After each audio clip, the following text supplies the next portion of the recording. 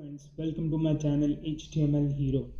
आज हम जिस टॉपिक के ऊपर बात करेंगे वो है सिंक्रोनस और एसिंक्रोनस। मैं आज एक ऐसा सवाल करूँगा जो कि बहुत कॉमन है, इंटरव्यूज़ में अक्सर पूछा जाता है।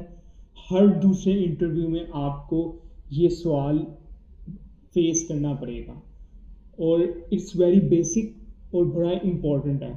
और वो सवाल ये है कि क्या जावास्क्रिप्ट एसिंक्रोनस लैंग्वेज है कि नहीं। अब इस वीडियो को पॉज करें, सोचें, then answer. I hope so आप लोगों ने ऐसे ही किया होगा। तो इसका आंसर है कि जावास्क्रिप्ट एक सिंक्रोनस लैंग्वेज है।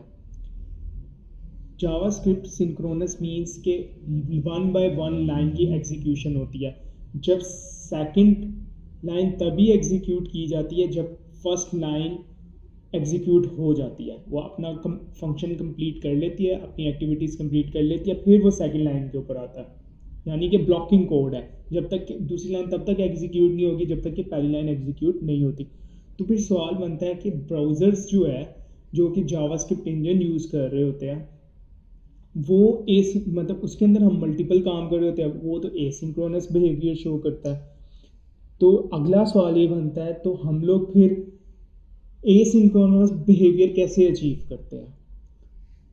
तो उसका आंसर ये है कि जावास्क्रिप्ट को जब सर्टेन एनवायरनमेंट्स में रन किया जाता है, जैसे कि ब्राउज़र हो गया, नोड जेएस हो गया, उसके अंदर कुछ एडिशनल फंक्शनैलिटीज़ मिलती है हमें जावास्क्रिप्ट के साथ, जो कि जिन एडिशनल फंक्शनैलिटीज़ का काम ही ये होता है कि वो जावास्क्रिप्ट के अंदर एसिंक्रोनस बिहेवियर को इंट्रोड्यूस करवा सके, यानी कि मल्टीपल काम एट द सेम टाइम हो सके जावास्क्रिप्ट की मदद के साथ। उसमें होता ये है कि आप जावास्क्रिप्ट को मैनिपुलेट ही ऐसे करते हो, उसके साथ ऐसी लाइब्रेरीज, ऐसे फंक्शंस, ऐसे प्रोग्राम्स जोड़ देते हो जो कि एसिंक्रोनस बिहेवियर को अचीव कर लेते हैं।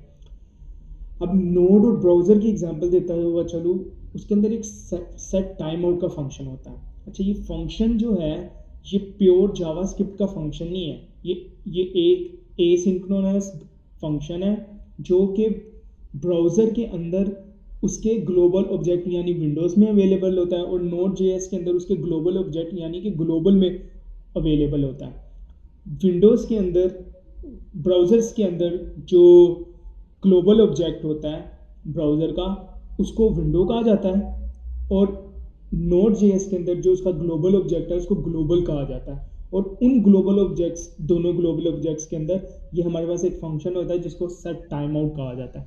अगर मैं इसको शो करते हुए चलूँ आपको, तो मैं अगर गूगल जाऊँ और इंस्पेक्ट करूँ, राइट क्लिक करके इंस्पेक्ट करूँ, डेवलपर टूल्स में कंसोल में जाऊँ, यहाँ पे जाके विंडो लिखूँ, तो विंडो, अगर मैं विंडो लिखता हूँ तो ये देखिए मुझे विंडो का ऑब्जेक्ट मिल रहा है और काफ़ी ज़्यादा चीज़ें मिल रही है उसकी।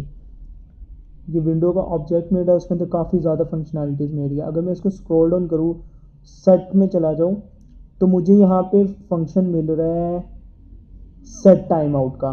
ये अब ये ग्लोबली अवेलेबल है विंडो के ऑब्जेक्ट के अंदर गूगल क्रोम में।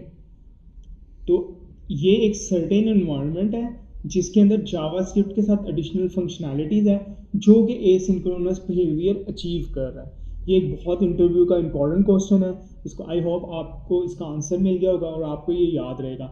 बेस्ट ऑफ लक अगर आपको कभी भी ये इंटरव्यू में क्वेश्चन आता है। नेक्स्ट वीडियोज़ में हम थ्रेडिंग के ऊपर बात करेंगे और मल्टीपल इंटरनल पार्ट्स देखेंगे कि थ्रेडिंग के अंदर काम कैसे हो रहा है।